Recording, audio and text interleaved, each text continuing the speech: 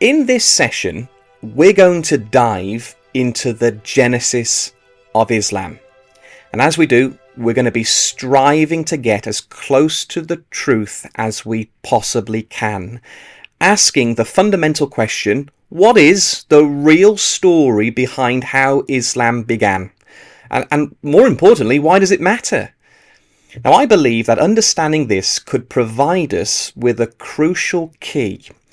A key that might inform how we interpret the unfolding of Bible prophecy.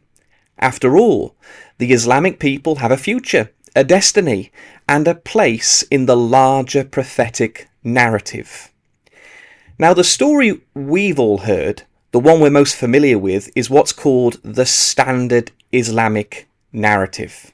It's the account of a man called Muhammad who went on a mountain in Mecca, received the divine oracles of God from the angel Gabriel, which were then later compiled into what we now know today as the Quran. Now, this is the legend Islam have taught the West. This is the narrative they want us to believe. But here's where things get really interesting.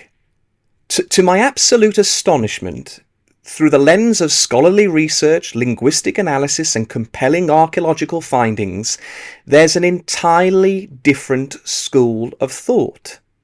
One that argues we should reconsider Islam's origins and perhaps entertain a very different origin story. So I think as Bible students, as well prophetic Bible students, we have to take this really seriously. We have to weigh these two stories, balance them, and ask ourselves which one aligns more closely with the divine narrative. This is the challenge before us, to critically assess the standard Islamic narrative and consider what may really have triggered the birth of Islam. And could this hold a key to unlocking some of the mysteries of Bible prophecy? That's the journey we're embarking on, seeking truth, challenging narratives, and ultimately gaining a deeper understanding of how this all fits together in the grand prophetic puzzle.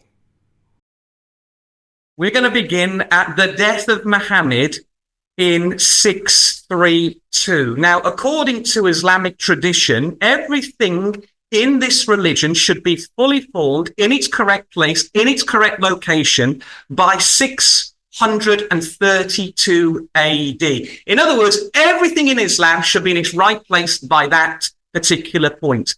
Now, when we come to a man so significant as Muhammad, who led a campaign that stood the test of time, we need some sort of biography of this man. We need an eyewitness statement. I mean, eyewitness statements came of Jesus of Nazareth in his lifetime.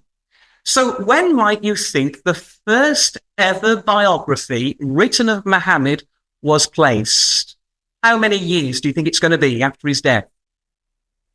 Well, there's one in 765.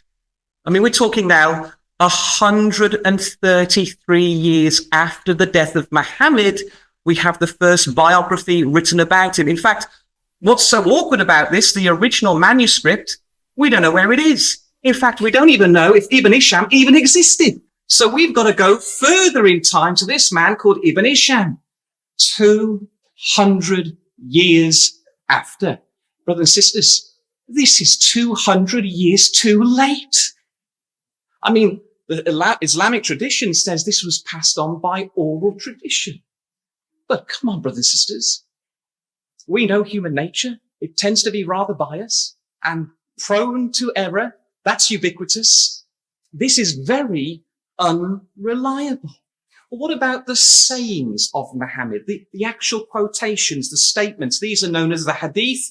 Well, they were written 238 years later. If they're written 230 years later, these are all going to be redacted back, aren't they? Well, what about the commentaries of Muhammad, the Tasfir, the expositions of this man? We're now into the 10th century, 923. This is all, brothers and sisters, far too late.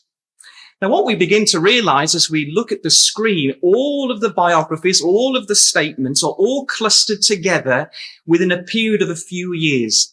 This era is known as the Abbasid period of Islam. And we are introduced to the man Muhammad, the Prophet Muhammad, 84 years into that period, hundreds of years after his supposed death.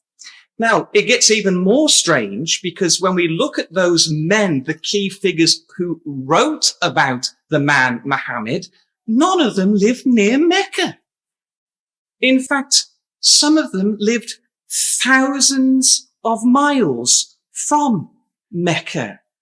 And if we go into a little bit more detail and we look at historical maps of ancient times, Mecca doesn't exist. It's not there in the 2nd century. It's not there in the 3rd, 4th, 5th, 6th, or 7th century. It's not there. In fact, the first time we read of the word Mecca is in 741, and the maps start introducing the place Mecca in 900 AD. And if Mecca is such an important part of the Islamic tradition, well, we have to ask the question, why is it only mentioned once in the Quran? Can you imagine if Jerusalem was just mentioned once? Mecca, only once. Well, what about the coins? The coins are important because they're going to maintain the identity, the civilization, the religion, and the ruler of the caliph at that time. And when you look at the data of the coins, none of them are minted in Mecca. In fact, all the coins are in Israel or in Iran, Iraq, in the Fertile Crescent. None are coined or minted in Mecca. So we ask the question, why, brothers and sisters? I've never been to Mecca. Well, I've seen images of it. It's a desert. You imagine what it would have been like in the 7th century? There's a desert, brothers and sisters, there's no water. And if there's no water, there's no food. If there's no food, there's no people. If there's no people, there's no civilization. If there's no civilization, then frankly, there's no history in Mecca. I'm just presenting you the research that's there. So let's go deeper into the coins itself. We're going to look at the first ever coins of Islam. This is the Rashidun period. These are the 4 caliphs who came after Muhammad. And look, I'm going to propose the question to you. Do you notice anything strange on the first coins of Islam? It's an open question. Crosses. We have Christian iconography on an Islamic coin. It's rather strange, isn't it? Well, let's go a little bit forward in time. Remember, Islam should be fully established by 661. Well, let's go to that time period. We're now in the Umayyad period, and what a surprise, brothers and sisters. We have Christian iconography. And you'll notice on the far right, we have a fish. And I believe the fish is the very icon of Christianity. Why would a Muslim caliph have Christian icons on a Muslim coin? They denounce Christianity. It tells us in the Quran, Surah 4, verse 157. It sounds strange saying that. Jesus, it says, did not die on the cross. And yet we have the cross on an Islamic coin in the 7th century. Something, brothers and sisters, doesn't quite seem right. And while you'll notice on the coin, there is a word. Unfortunately, it might be quite blurred to you, but it's an Arabic word. It's this. It's the word Mahmed. MHMD. And there's no vowels during the 7th century. They came a little bit later. So one would presume that this word was going to be the base form of what would then become Muhammad. And we're absolutely right. The name Muhammad means the praised one, the chosen one, the anointed one. It's not a name. It's a title. And this name and title doesn't begin in the 7th century. This name, this title goes back to the 10th century BC. You know what? It's in our Bibles. You know this one, Song 5, verse 6. Many of our brethren say this in their prayers. His mouth is most sweet. Yea, he's altogether lovely. This is my beloved, and this is my friend. I've highlighted that word lovely. The phrase the lovely one. And you'll never have a guess what that word is in Hebrew. It's the word Mahmed. And it's the same in the Aramaic as it is in the Hebrew. And in fact, I'm told that the participle of Mahmed in the Hebrew is highly related to the idea of the chosen one, the begotten one. It's a title here given to the king, the anointed. It's a title for the Messiah. And here it's used of Solomon, the king, the son of David. But I believe it was Jesus in Matthew chapter 12 and verse 42 who proclaimed that, behold, the greater than Solomon is here. And he just so happens to use that phrase with a very special queen. Behold, the greater than Solomon is here, he says. And he uses that in reference of a queen from the south, who we can identify as the Queen of Sheba. Brothers and sisters, where's Sheba today? I believe that's Arabia. And if we were to go to the episode of 2 Chronicles 9 and see Solomon and the Queen of Sheba, it explicitly tells us that the kings of Arabia offered their gifts at the feet of the lovely one, the Mahmed, the son of David, the king of Israel. So when we look at the coin, and we look at the crosses, and we look at the title, who's on the coin? Who's this coin about? This is Jesus, brothers and sisters. The altogether lovely one. It's awkward and ironic, isn't it, that many of us have Muslim colleagues, Muslim friends. How many of them are called Muhammad? Who do you think they're really named after? It's the Jewish hope. What irony. Well, we're going to continue forward a little bit because it's absolutely astounding. We're going to go 100 years before Muhammad was born. And this is a dedication stele in Yemen. This is in Sheba, in Arabia. This is a dedication stele. Now, look what it says. We're 523 now. We're 100 years before Muhammad. It's a dedication celebrating the conquest of Najran, a Christian city, by a man called Yusuf of Himyar, a Jew. And this particular inscription is going to show the dedication of their God for gratitude and triumph in this victory of this Christian city. This is what it says. Right at the bottom left, you can see the word, well, you can't read it because it's in Sabaic, but it says Mahmed. This is Hebrews. This is the Hebrew writings in the Sabaic script. And the Hebrews say, by the Lord of the Jews, by the highly praised. So this was a phrase used by the Jews.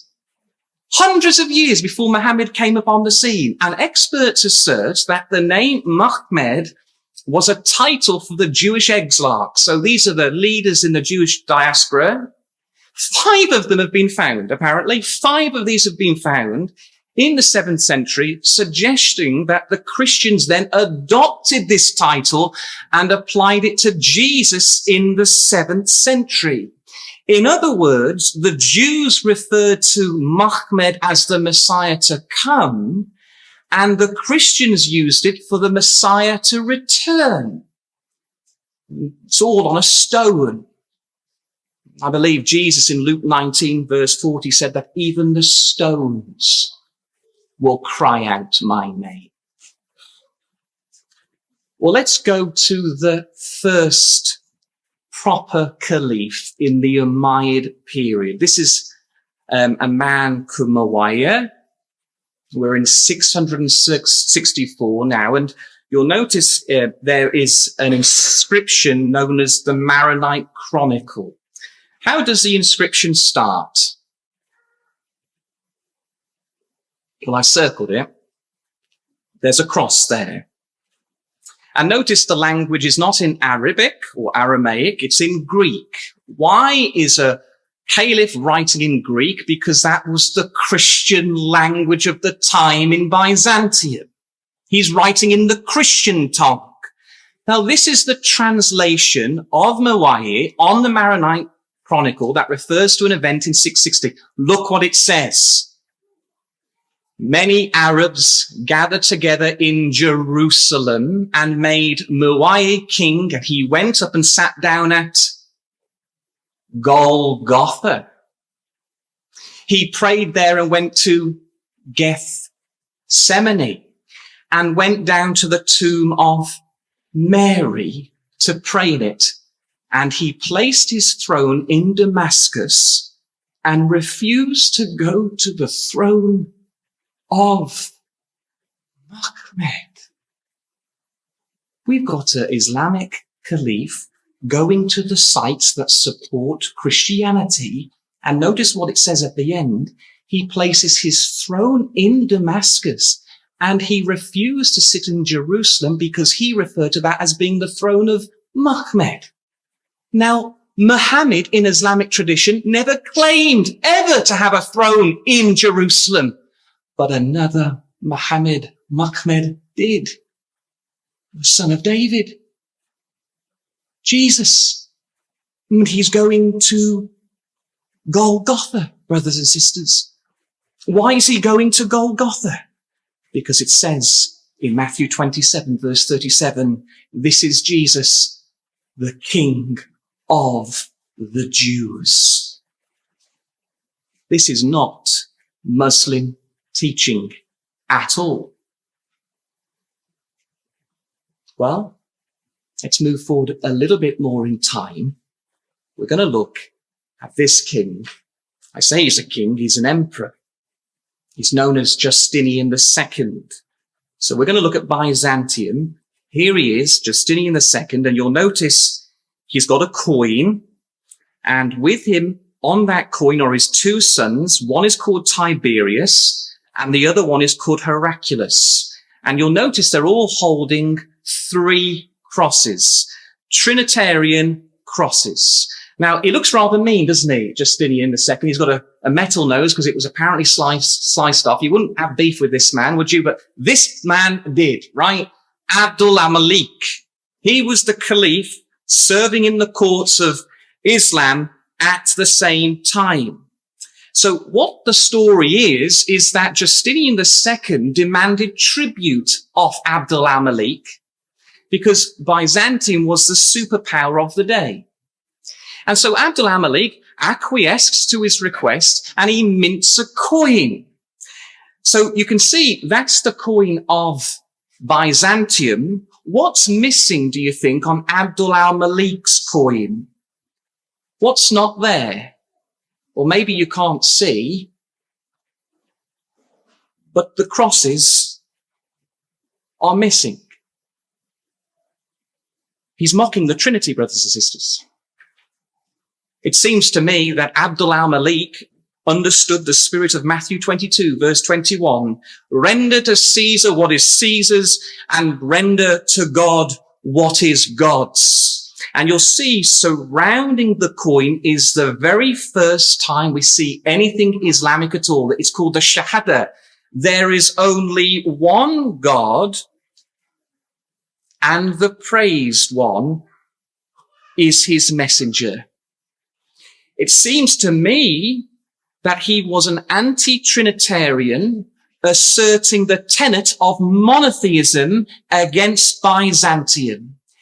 And well, Justinian II is furious with this because this is an attack on Christianity. So what he does, he goes to war in 692 against Abd al-Malik, and the Caliph wins the war. And he mints another coin. This is the victory coin of Abd al-Malik. There's the cross missing.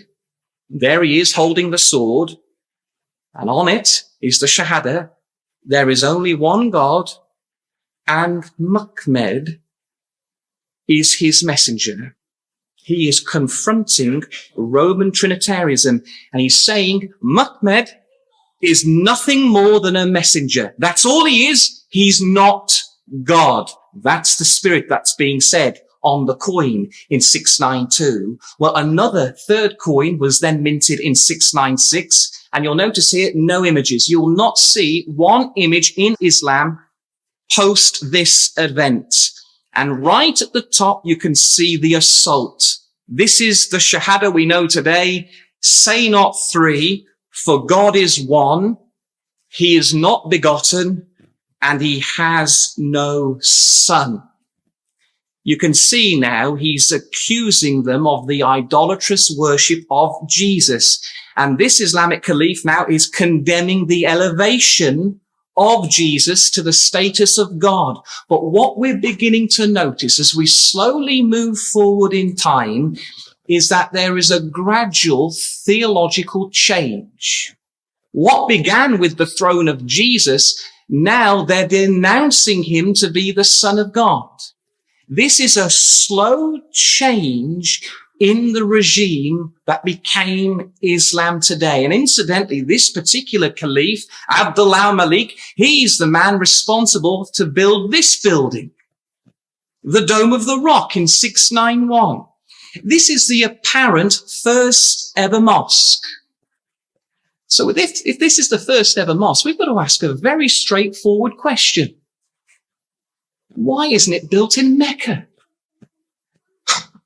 Why hasn't anyone asked that question before? Why is this not built in Mecca? If not built in Mecca, why is it not built in Damascus? Why is it built in Jerusalem? Because that's the heart of the Judeo-Christian home. It is the very place where Solomon, the Muhammad, built his home for God. In fact, it wasn't called the Dome of the Rock originally. It was called the Holy House, a reference directly taken from 1 Kings 6-8. Now, if we were to look at the inscriptions of the Dome of the Rock, believe it or not, brothers and sisters, those first inscriptions are there. Do you know the Dome of the Rock has been destroyed and rebuilt 11 times? The inscriptions are still there, the first ones. And in that is a declaration of faith in the heart of the Temple Mount. Look what it says. These are the first inscriptions. There is no God but God alone, and the Blessed One is his messenger. Not Muhammad, just the Blessed One. Notice the language now. The Messiah, Jesus, son of Mary, was only a messenger of God, and his word which he conveyed unto Mary. So believe in God and his messages, and say not three. Cease from saying three. It is better for you to say that God is one God. Far be it removed from his transcendent majesty that he should have a son. We're seeing a man coming into Jerusalem, building this house, not to conquer Jerusalem, but to liberate it from the clutches of Byzantium Trinitarianism. They don't have the truth, brothers and sisters. Of course they don't have the truth. But he's coming in to liberate them. You know, there's nothing about the Miraj. The Miraj. Anyone who's looked at it might know what the Miraj is. It's when Muhammad, the prophet, apparently went on a horse, right? And the horse flew to Jerusalem. He bounced up and down heaven 5 times to receive 5 prayers. And on the way, he saw Moses. Now, you'd think if that was part of the Islamic doctrine, that would be written in the Temple Mount. But it's not there. It's not there. Maybe, brothers and sisters, it hadn't yet been written down. Because that's the story, I think, is being played out. And well, as we come to a conclusion of this point, Islamic tradition explains, right, that Muhammad came in and he burned down and destroyed all the pagan religions. But history doesn't tell us this. History is telling us that right in Arabia, there were many Christians and Jews. It was filled with Christianity. Christianity had gone to the ends of the earth. Brothers and sisters, Britain was Christian in this time. We're talking about the 7th century. The Anglo-Saxons were building churches during the 7th century. And during this time, the Ghassanids and the Lakhmids were Christian Arabs. You know, there are just four non-Muslim references that speak about a man called Muhammad. Just 4 of them, non-Muslim references. All of them are either in Gaza, Israel, or Damascus. One reference of a man called Muhammad or Muhammad happens to appear on a flyleaf of an open Bible. Then another reference is by this bishop, Bishop Sebeos in the 7th century. He refers to a figure called Muhammad advocating the Jewish rights to Israel. Very un-Islamic today. Something isn't right, brothers and sisters. The research is providing us with some big questions about the Muhammad we've got to know, and also puts into doubt the credibility and the authenticity of the standard Islamic narrative. So what does Revelation 9 tell us in the reading we've just had? Let's turn to Revelation 9, please. With all the mire that we've gone through, that there is one thing we know that is the truth. One thing we can absolutely be crystal about, and that is the rise of Islam was a theological rise. It was mutiny against the dogma and the teachings of Byzantium Christianity. That's what they rose up against. The rest of the story, well, frankly, I don't think this will ever know really what was going on. But the truth is the mutiny of Rome. And this reinforces everything we know about Bible prophecy. So let's go to Revelation chapter 9. This is the 5th trumpet. This is the first woe trumpet on Eastern Rome. And you'll notice in verse 1 immediately says, a star was to fall from heaven. The heavens that we see there in verse 1 is, of course, speaking of the Roman political heavens. Now, the prophet Muhammad in Islamic tradition was never part of the Roman political heavens. He was a tribal orphan, grew up with his uncle. But the emblem of him would be a symbol that's going to stir up a revolt that will be crystallized in the caliphs. Notice the star in verse 1 is always figurative, isn't it, of a king or a ruler. It's used in Isaiah 14 verse 2 to denote the king of Babylon as a star. It's used in the previous chapter in Revelation 8 verse 10 to describe Attila and the Huns in their judgment on the west. It's the language of a king and a ruler. And if you just know, brothers and sisters, the language of the star you see in verse 1 and 2 just so happens to be the same language of the king we see in verse 11.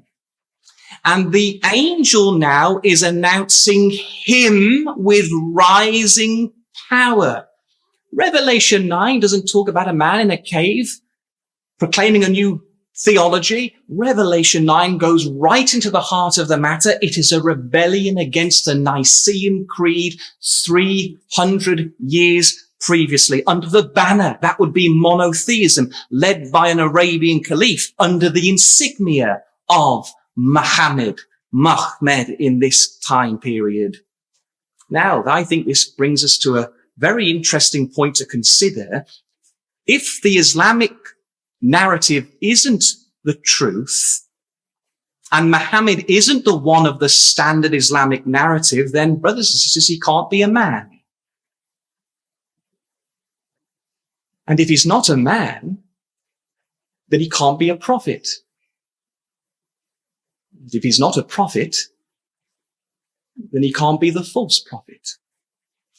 Because the false prophet doesn't sit in his seat of power in Mecca. The false prophet has sat where he's always been sitting.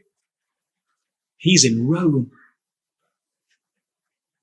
The man of perdition, the man of sin has already been revealed.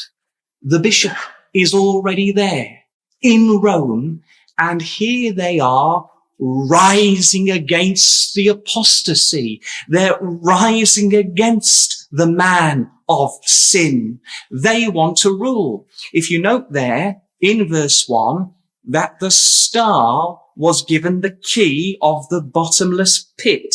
So I'm going to put on the screen there. I'm going to put on the screen what it actually should say. The bottomless pit can be a little bit misleading. It should say the shaft or the well of the abyss. This is what it means. The shaft, the pit, the well of the abyss. So here we've got a well that leads to this abyss. Well, what's the abyss? The abyss is the sea of humanity. Revelation 11 tells us that the abyss is the Roman population. In fact, Revelation 17 explains to us that the papal beast was to rise from the abyss. This is the apostasy. They want to get to the Roman Christian world, dominance of the seabed of Europe, and they want to dominate the abyss. So they've got the key that opens up the shaft, the Arabian Peninsula, one of the lowest points on planet Earth, and that Arabian tunnel is going to give them access to Christian Europe. You can look at verse 2. Out of the shaft, smoke and a furnace billowed from within. This is smoke and fire. Incidentally, by the way, that phrase, smoke and furnace, you see in verse 2, can be traced back to Genesis 19, verse 28, in which we have there the language of God's wrath and indignation against Sodom and Gomorrah. This is rising up against Sodom and Gomorrah, now manifested in Rome. They want to destroy Rome. And well, Sodom and Gomorrah was destroyed by God, wasn't it? In other words, this is God's anger. This is God's wrath. This is God's indignation displayed and manifested through an Arabian political mutiny rising in from the east. And in that, brothers and sisters, verse 2, the Roman world now is going to darken. And in its darkness came forth locusts. The word locust there you see in verse 3. If you pick up a lexicon, just a Greek word akris, and the lexicon's rather helpful because it tells us that this is a specific species of locust. In fact, it goes on to say that this particular species of locust, the akris, is carried from the winds of Arabia. This is an Arabian locust rising from the east out of the smoke. In fact, the Hebrew word for locust is the word arba. The word Arab in Hebrew is the word arbi, and the word desert is the word araba. You know, if you were unfortunate enough to be a Hebrew linguist who's dyslexic, Every time you read the word Arab, you'd read the word locust. Every time you read the locust, you read the word desert. And every time you read the word desert, you read the word locust and Arab. You know, they're all pointing to the same symbol. And there's two phases to a locust, isn't there? They're solitary, and then all of a sudden, they just swarm. These Arabians have been solitary for quite some time, and now they have a means to devour and to destroy in their swarms. And Joel 1 verse 4 gives us the metaphor of a swarming locust. He describes them as becoming a great army. We don't have locusts in this country. We're rather fortunate. But they have a voracious appetite, don't they? They destroy. In fact, that's what they're good at. Destruction. Hence why the king in verse 11, who's the caliph, is known as Apollyon, which means the destroyer. And it's fascinating that if we were to look into Proverbs 30 and verse 27, we're told explicitly there that the locusts have no king. And yet here, in the first time in Arabian history, they unite with an Arabian king called the caliph in their hatred to Roman Christianity. That was the catalyst, brothers and sisters. That was the trigger point. Now, we know that locusts are rather good at migration. This is the map of a migrating swarm of locusts. You'll notice on the screen they travel from North Africa and they go as far west to the right to the border of Spain. And that's as far as they will go to the border of Spain. And you might not be surprised that the very natural migration of a locust reflects perfectly the Arab expansion in the 7th century. They traveled as far as the locust. In fact, if you were to look at verse 7 of Revelation 9, the shapes of the locusts are like horses. So even verse 7 describes them being like horses. And they came in as cavalry. That's what's been told. Cavalry of horses. And incidentally, the word cavalry comes from the Italian root cavaletta. And the word cavaletta in Italian is a word to use for a little horse. And that's the same word they use for locusts. Jumping horses, little horses. And that's how they came in under the caliph, the language of the locust. Notice what it says in verse 4. And I think this is the point, that they were not to hurt those with God's seal. Why wouldn't they hurt people with God's seal? Who were these type of people? These were monotheists. These were those who believed in one God. Christians who believed in one God, and Jews who believed in one God. And there in verse 4, we're told that they didn't hurt those who went against Roman Christianity. You know, you have to go to Revelation 11 and Revelation 12. We've got what would become the Protestant church fleeing across the whole extremities of Rome. There were many people who opposed Christianity or Roman Christianity at that point. Now, we're right at the point now of quite a significant date in history.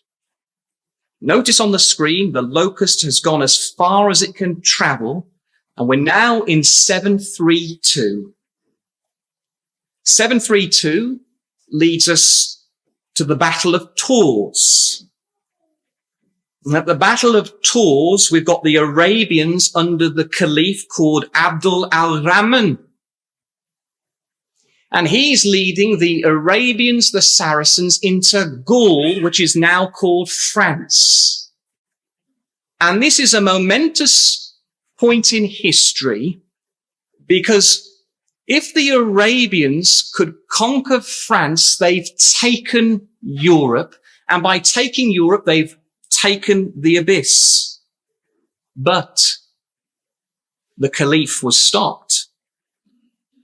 He was stopped by a man called Charles Martel, who goes by the name of Charles the Hammer.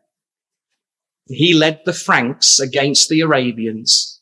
Charles the Hammer happens to have a very, very famous grandson. This is Charlemagne's grandfather. And Charlemagne's grandfather, Charles the Hammer, has the last stand against the Arabians before they're swarmed over by locusts. And it was a momentous battle because it was the first time, or one of the first times in recorded history, where infantry beat horses, cavalry. In other words, Charles the Hammer won.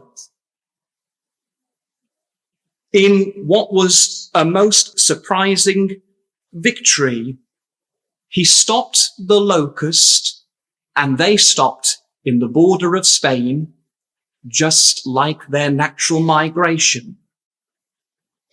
And what's particularly fascinating is that right at the time where Charles the Hammer won, we start seeing these inscriptions on stones with words.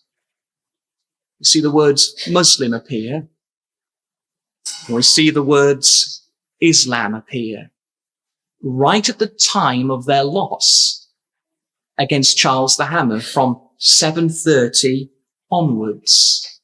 An identity now is being formulated in their lack of conquering the abyss. Not long after this moment, there was insurrection in the Umayyad period that saw the rise of a new dynasty called the Abbasid period. Another 50 years later was the most significant moment, because in 800 AD, Charlemagne, the grandson of Charles Martel, well, he was crowned the first emperor of the Holy Roman Empire. And what a coincidence, brothers and sisters, that not long after this, we start to see an introduction of a man, a prophet, reams and reams of literature about the man we know to be Muhammad.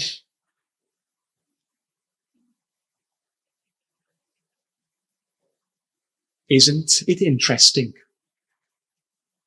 that it implies, I think, to me and to many others, that the beast of the earth, the Holy Roman Empire, the seeds of Europe, is responsible for shaping Islam as we know it today.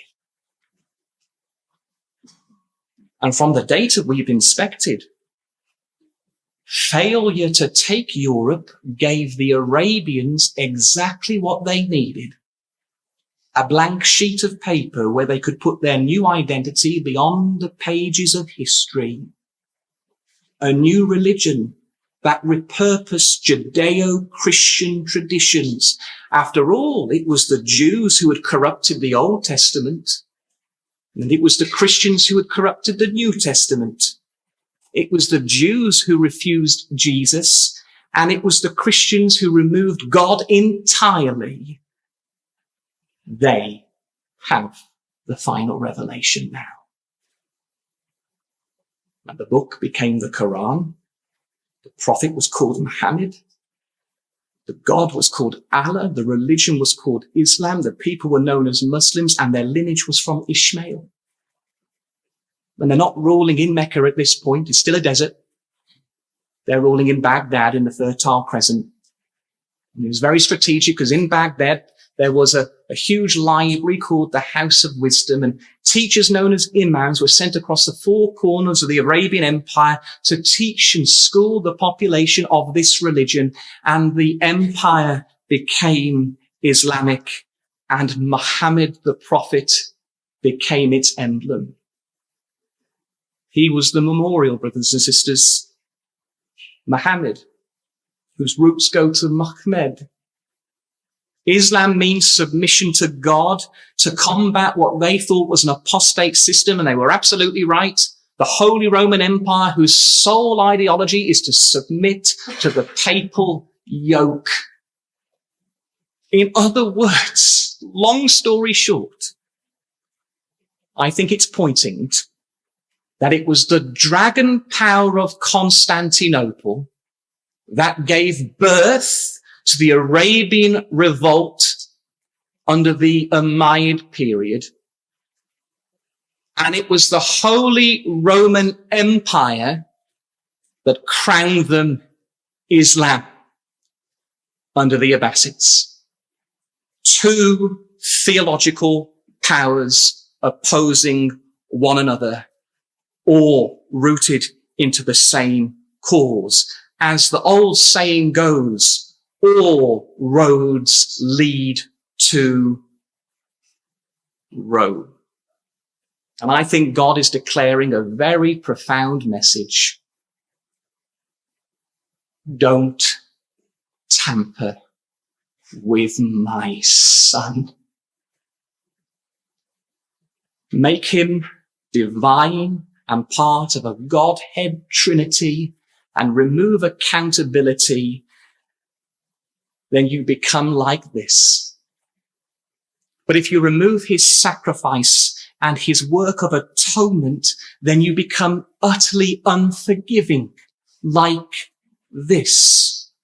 There, brothers and sisters, is the tension. And little did any of the population of this world know that the conflict and the tension between these two ideologies is predicated on what we now know to be the atonement. It's God manifestation. Everything is about Jesus. It's all centered on him. And if we look deep into the mystery and the mire of Islam, it's not what we find, it's who we find. Jesus is the hidden story of Islam's untold origin. And why wouldn't it be? This is God's Son. Well, after establishing territory, those locusts eventually settled, didn't they? You'll notice there that they start to settle in around 782 by the caliph known as Harun al-Rashid. And Harun al-Rashid created peace between Charlemagne and Constantinople, peace after 150 years of wars of Byzantium, peace after 150 years. And 150 years just happens to be 150 prophetic days, and 150 prophetic days just happens to be a period of 5 months, and 5 months just happens to be the breeding activity of a locust between May and September. And how many months were those locusts active for in verse 5? Well, 5 months. There is the symbol. And well, just to note, another 5 months there in verse 10. That's another 150 years. So we're now in the 10th century in verse 10. And in the 10th century, the Abbasids declined. God stopped the locust. And why would he do this? Why would God stop the locusts? Why would he stop the regime of the Arabians? Because a number of things had to happen. The Arabians had to become the Islamic Empire. Holy Roman Empire had to become Europe. Eastern Rome and Western Rome had to split, and Byzantium had to be weakened. And I think we'll just finish off to lead into Brother Roger's thoughts. The end of Byzantium, the second woe trumpet of Revelation 9 verse 14. Revelation 9 verse 14. This is the second woe trumpet. And you'll notice now we're in the river Euphrates. And the river Euphrates, of course, is going to be the symbol of the Turkish Ottoman Empire. We're now on the 29th of May, 1453. And the Ottomans are right outside Constantinople, the great walls of that headquarters. And, well, we've got a warlord now leading the Islam party to the heart of Christianity. Anyone know what the warlord, the king was called who led the Ottomans? Fascinating. His name was Mehmed II. How that name has come back to haunt Byzantium. He takes Constantinople. He does the unthinkable. He breaks down the impregnable. He does the imaginable. And Constantinople fell to the Ottoman, and there in 1453, on the 29th of May, was the last stand of Rome. And verse 16 to verse 21 lays down the conquering of Constantinople. Well, of course, they didn't completely destroy the people, did they? You can't destroy an ideology, can you? You can destroy a city, but you can't break a mentality. And the philosophy and the religion of Constantinople remained. It just moved. We know where it moved to. It moved to a territory that we now know to be Kievan Rus. That's where it moved to. Orthodoxy just moved house and went to Kievan Rus. And there was a city there that became the headquarters of Orthodoxy in Kievan Rus, that became the guardian of Roman Eastern Christianity. And I think you know what that city's called, don't you? It's Moscow. Moscow became the headquarters of Byzantium. All Moscow is today, brothers and sisters, is Rome. It's Eastern Rome. It's dormant Rome. But it's there in the cold territory of Russia. In the meantime, the Ottoman Empire waxed great. And like Revelation 9 verse 14 says, it followed the river Euphrates, because the river Euphrates became the symbol of the Ottoman Empire. Now, where Revelation stops, Daniel 11 provides, because there's a key territory here in the Mesopotamian area, in the Fertile Crescent. It's actually been there for hundreds and hundreds and hundreds and hundreds of years. It's just been passed down from nation to nation, from power to power. And now it's found itself, surprisingly, in the hands of the Ottomans. It's a title. It's there in Daniel 11. We know the title. We're rather familiar with it. It's called the territory of the King of the North. The King of the North is Syria, Iran, and Iraq. It's the ancient Seleucus territory that goes back to ancient Greece. And well, now the Ottoman has found himself as the King of the North, and Islam has been the King of the North for quite some time. But what we do know is that that river Euphrates is going to dry up. In fact, it tells us in Revelation 16, verse 12, that the river Euphrates will dry up. And if the river Euphrates is drying up, then the Ottoman Empire is to dry up, because they're both synonymous with one another. They're the symbols of each other. And well, here we are now in 2024.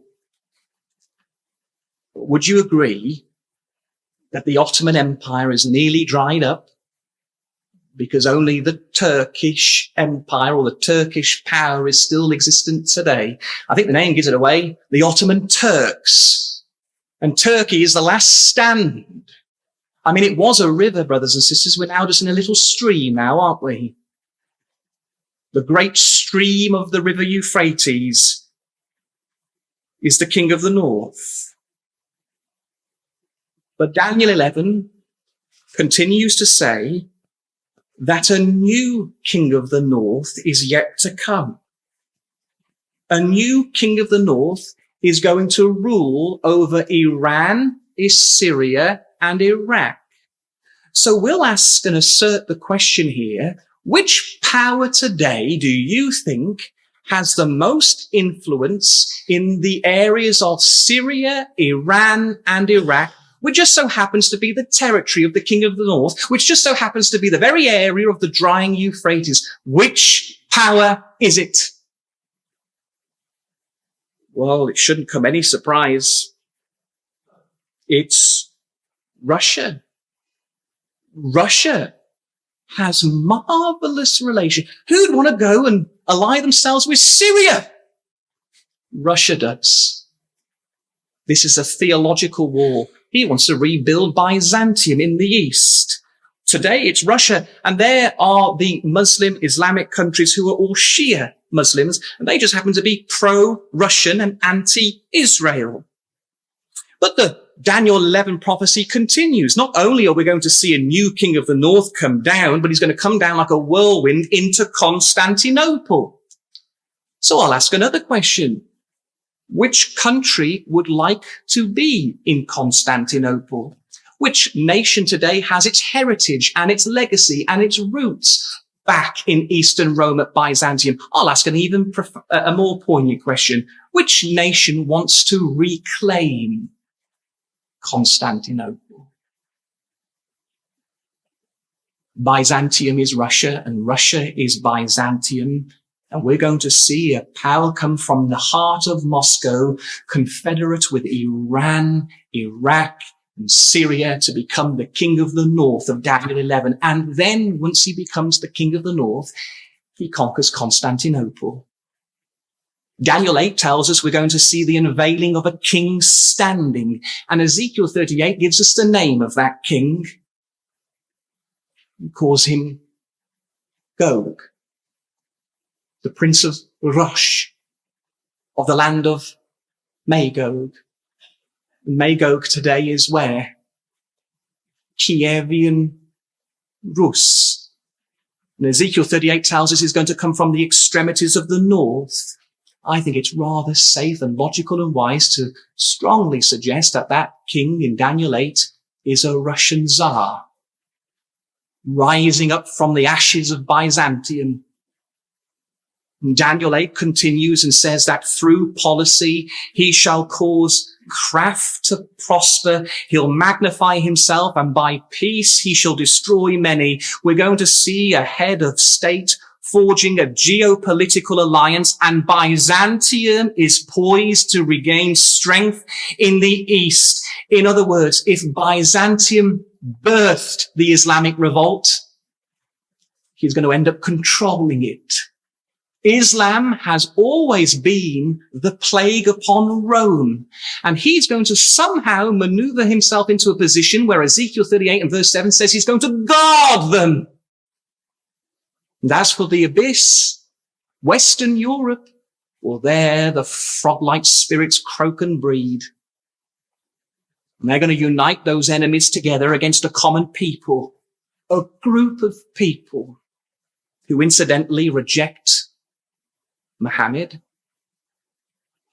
and also reject Jesus. The Jews, brothers and sisters. And they occupy a land that Byzantium and Islam feel they can lay claim on from historic and religious grounds. You know, the Romans gave them a name. Do you know that? In the 1st and 2nd centuries, it was a name that was coined by Byzantium, but it was preserved by Islam throughout the centuries. It was a name that they used to dissociate the Jews from their land. It's the name Palestinia. What better way to call and dissociate the Jews from their homeland by calling them Philistines? That was the Roman name preserved by Islam. And I think we're going to see a reversal of Islam's origins. Islam began with a holy campaign to liberate Jerusalem from the clutches of Byzantium, but at the end it's a coalition with Byzantium in a religious war to conquer Jerusalem, and this time the illegitimate occupants, the impostors, are the Jews. But one state will not. One state, one Muslim state will not follow their brethren. Anyone know who those states are? Well, Ezekiel 38 tells us. Sheba and Edom. Arabia, brothers and sisters. And we've gone full circle. Arabia began its revolt against Byzantium, and it will end with its friendship for Israel against Byzantium again. What marvelous symmetry, brothers and sisters. When there is a divide today between the Shia and the Sunni, and I don't know if you saw Netanyahu's UN speech yesterday. I couldn't believe it. I thought, brilliant, that's my end slide. There he is, between Shia and Sunni, Muhammad and Mahmed, because it's going to be the Sunni who have their solidarity for Israel. And I think it goes way before the 7th century. This goes back, brothers and sisters, to Genesis chapter 25, where we see two brothers burying their father at Machpelah. One was to follow the godly seed that led to Jesus, called Isaac, and the other one was Ishmael, who came to Arabia, it says in Genesis 25, who moved to Paran. And the last time you see those two brothers together are at the funeral of their father. And how wonderful that they're going to be reunited at his resurrection. Abraham the father, uniting the Arabians with their brothers the Jews, one of Ishmael and one of Isaac. There Jesus will stand, the son of Isaac, to save Jerusalem, and the remnant of the Hebrews and the Muslims, once opposed by the promises, shall embrace with the promised son. For behold, brothers and sisters, the greater than Solomon is here. The king they disowned in many different ways. The lovely one.